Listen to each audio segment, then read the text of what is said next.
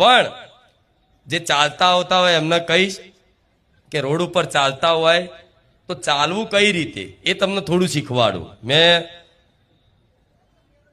એક વખત જોયું તો રસ્તો આમ હોય, ગાડીઓ આમ જતી હોય, ચાલવા વાળા એની એ દિશામાં ચાલતા હોય, તો પાછળથી કોઈ ગાડી આવે દેખાય નહીં. જો કે મારી કૃપાથી કોઈ આજ સુધી એવી ઘટના બની નથી. પણ હું તમને એકલા નહીં, તમામ ધામમાં ચાલવા વાળા ભક્તોના સંદેશો આપવા માંગુ છું કે તમે જે સાધનો જતા હોય રોડ ઉપર, એક આ બાજુ જતો હોય, એક સાધન આ બાજુ આવતું હોય, તો ચાલવા વાળા આ બાજુથી આવતા હોય ને તો એ સીધે સીધા પીઠ પાછળથી ગાડીઓ આવતી હોય.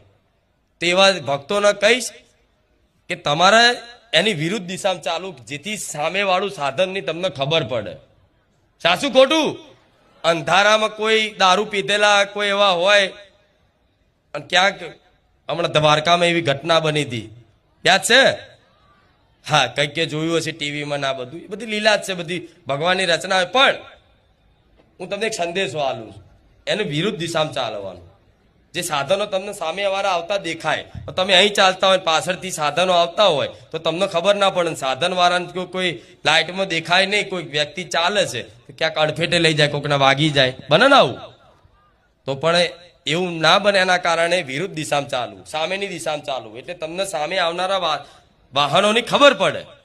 સમજ્યા? આ મારે કહેવું હતું એટલે આ કીધું. બીજી વસ્તુ, ઘરેથી નીકળો એટલે રેડિયમ વાળું જેકેટ ના બધું મળતું હોય છે.